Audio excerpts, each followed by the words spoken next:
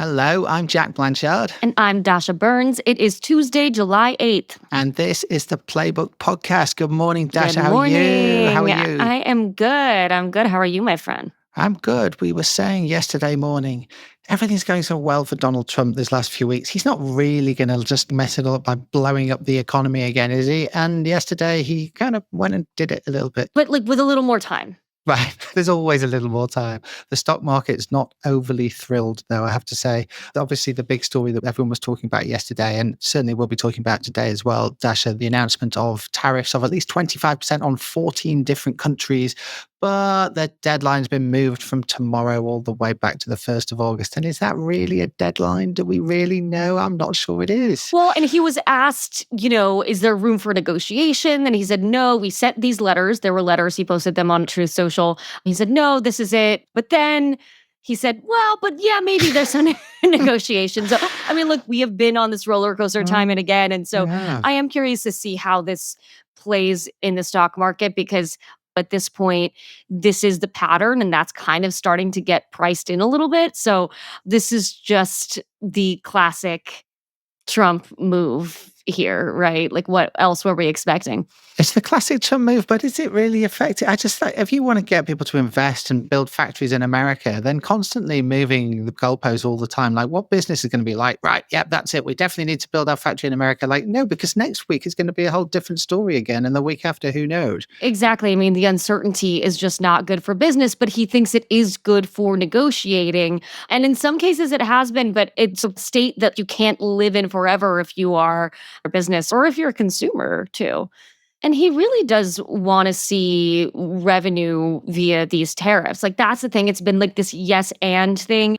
They think they can do both. They think that they can change the way the US trades with the world and negotiate and get good deals. And the deadline to see whether that comes to fruition keeps getting pushed. It certainly does. So expect plenty of chatter about that today. The other story that we had some chatter about yesterday in Play, but we've got a bit more this morning, looking back at the 2024 election campaign. There's this book out today by Josh Dorsey, Tyler Page, and Isaac Arnsdorf, three well-known White House correspondents, 2024, how Trump retook the White House and the Democrats lost America. There's loads of new gear in it, and they've been very kindly throwing a few bits Playbook's way to include in the newsletter. The stuff we got this morning is actually about the Kamala Harris campaign, Dasha, in those final few weeks of the campaign, obviously after Biden had dropped out.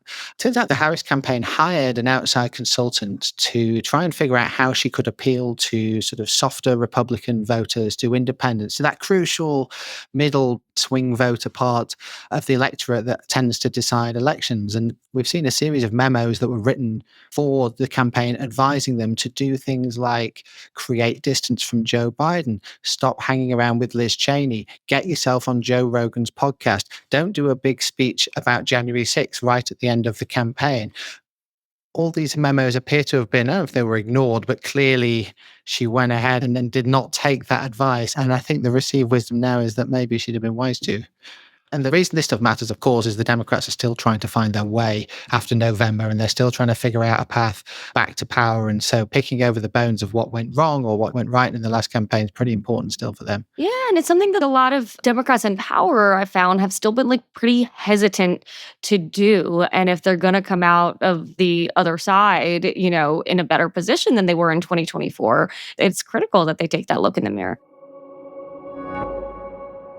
Let's move on to the main thing I want to talk about in the podcast today. Essentially, and there are a few aspects to this, but MAGA world, Donald Trump's fan base is kind of gone into meltdown this week, even though Donald Trump, as we were saying yesterday morning, has had this really quite impressive few weeks from his point of view. The Iran thing went very well. The big, beautiful bill went very well. His legislative priorities are going to happen. He's had various other successes as well. He really must feel like he's on a roll. And yet, if you delve into the real weeds of his fan base, they are up in arms, aren't they? And this all started on Monday with the announcement from the Department of Justice that there was going to be essentially no further action in the Epstein case. Just explain for our listeners, Dasha, why this is such a big deal in MAGA world. Oh, there are many layers to this onion. First of all, to be clear, they are not yet angry with the president himself, but MAGA is very upset with AG Pam Bondi. They're upset with Kash Patel, the FBI director, Dan Bongino, his number two.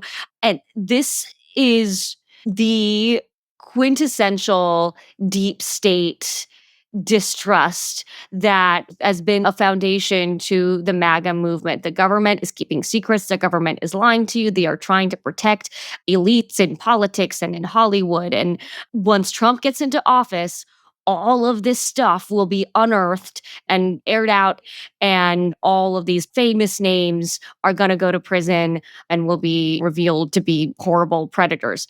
Most of MAGA online does not believe that Epstein killed himself. They believe he was murdered in order to prevent more information from leaking out. And Kash Patel and Dan Bongino were pretty prominent proponents of this theory. They were huge critics of the deep state, and they said they wanted to get in there to get rid of the deep state. They got in there, they looked at the evidence, and they've said, Yeah, you were right all yeah, along. Sorry, guys. Yeah, well, it's an amazing story. And I remember watching those two guys do a Fox News interview a few weeks ago where they were getting put on the spot about some of this stuff. And they looked so uncomfortable. They were sort of ashen faced. It's like these guys have ridden a wave of conspiracy theories for years, right? They've got rich on it. yeah, I mean, the irony of it is crazy. The problem and the reason it has continued to be this lightning rod is, I would say, the sort of original sin or the match that lit the flame was the bombshell binders, if you remember this. The bombshell binders that had no bombshells in them. Pam Bondi, the AG, gathered a bunch of MAGA influencers at the White House and gave them these binders of newly declassified material on Epstein. It turns out all of that material was already in the public domain. There was all of this buildup that all of this stuff was going to be in here. It was really a big nothing burger. They called it phase one. And phase two, it turns out, I guess now is, well, that was that. And people are absolutely going crazy and believe that there's a big cover up. But the reality that we're hearing, even from the people who really thought that there was something nefarious going on, is that this is it. There just isn't any evidence at all. And it's hard to explain. If you haven't delved into this yourselves, listeners, like the level of anger and outrage is truly extraordinary. I was looking at just a couple of things on X. I mean, I think that the amount of anger being pointed at these guys, particularly at the FBI, is so strong that Donald Trump felt obliged to put out a big post on Truth Social last night, basically just saying, hey, these are really great guys, everyone. Sort of apropos of nothing. He didn't explain why he's doing it. But we all know why he was doing it. He was trying to talk to his base and say, look, leave these two guys alone. Dan Bongino retweeted it. You look at the replies under that post he makes where he just says essentially, oh, yeah, we're doubling down on doing our job. It is as much abuse as you could ever want to read, like pages of it. And what's extraordinary is that these guys were MAGA heroes, Exactly. like total icons. People were so stoked that they were going into the deep state, into the FBI, like really unearthing this stuff. Now we're really going to learn the truth behind all of these lies and conspiracies. And guess what? Turns out it's not quite like that. Well, I do think that there were a lot of career and former DOJ and FBI officials that were really, really concerned when Patel got in there because they were worried about the weaponization of the FBI. And I'm not saying there aren't arguments to be made that that's happening in some way. However, like they are trying to explain to their own base that they riled up on this stuff that actually, like, no, you guys, I swear, like we went in and we looked. And it's not just them. People are resurfacing J.D. Vance tweets from a few years ago. He dipped his toe into all this and started stirring up saying, oh, you know, isn't it this guy died mysteriously? We just don't talk about it. Again, playing to that base. I don't know what he really believed, whether he was really believed these conspiracies or not, but whatever. He was playing that game and it's coming back to bite him now. People are resurfacing it and the rage is there. Pam Bondi, as you say, really leaned into it hard. We're going to come into the DOJ. We're going to reveal the truth. Now she's got nothing to reveal. And MAGA people are calling for her to be fired immediately, right? Yeah, Laura Loomer texted me saying Blondie, that's her nickname for Bondi, should be fired, saying she's lying to the American people, saying she's trying to protect herself. You know, this is somebody that has a huge following. And as you said, Loomer's by no means alone here in how they try to put out this MAGA firestorm. I don't know. The reason I really wanted to talk about this in the podcast today is not just because it's interesting to see this sort of implosion happening, but I think it's actually really important for a couple of reasons.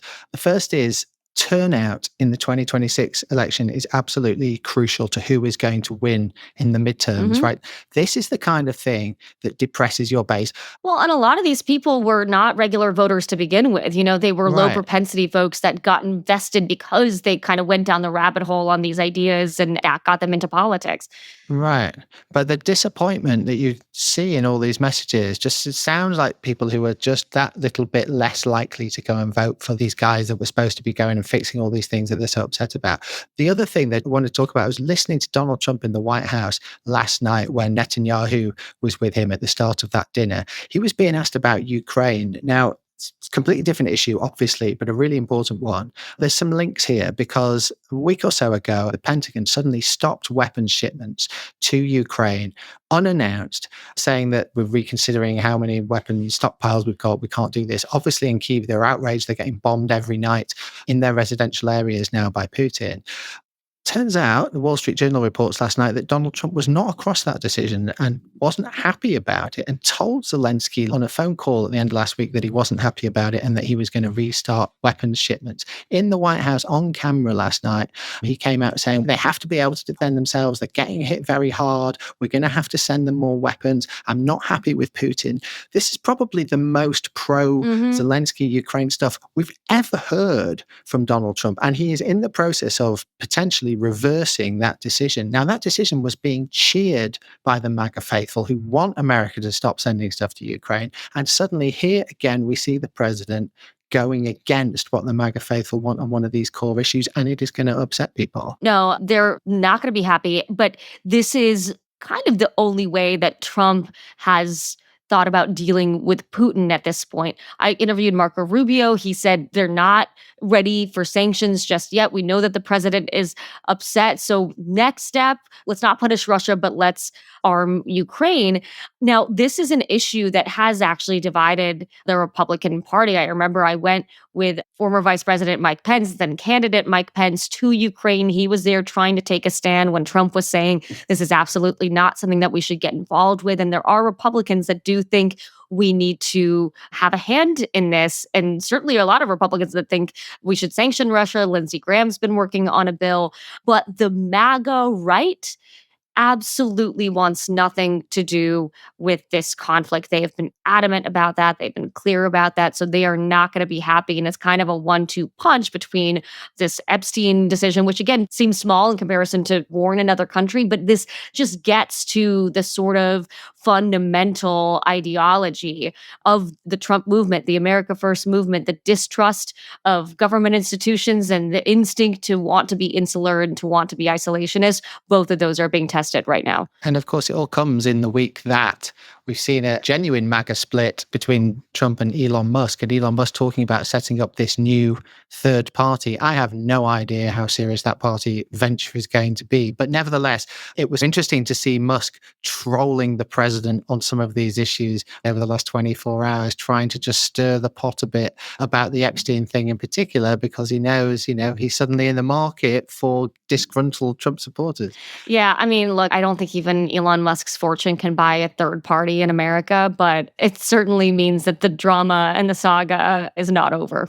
No, and you can't buy a third party, but you can potentially peel off important swing voters who would have made a difference in a two-party election. You can be a spoiler. Exactly.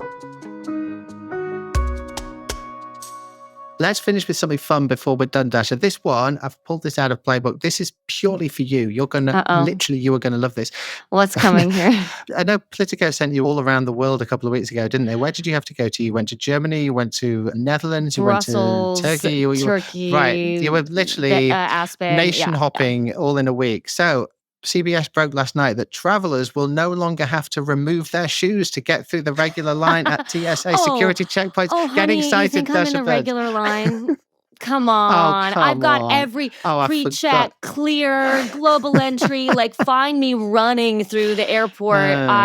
Listen. I forgot I was dealing with a movie star. No. Just a professional traveler. I have figured out every loophole, every way that I can. A mobile passport. I mean, I shouldn't even be advertising these things because now you guys are all going to be up in my lines. But I can get through an airport security line faster than anyone you know. I promise you. For the rest of us mere mortals, be advised that You don't have it to wear sounds like socks we'd be now. able to keep your sneakers on. Okay. All right. I think we better leave it there. Thank you, Dasha. We have much more news and analysis in today's Playbook newsletter, as always, which you can find at politico.com/playbook. And we'll have a link out to some of those Kamala Harris memos so you can read them for yourselves as well. We'll be back tomorrow. Have a great Tuesday. Thanks, team.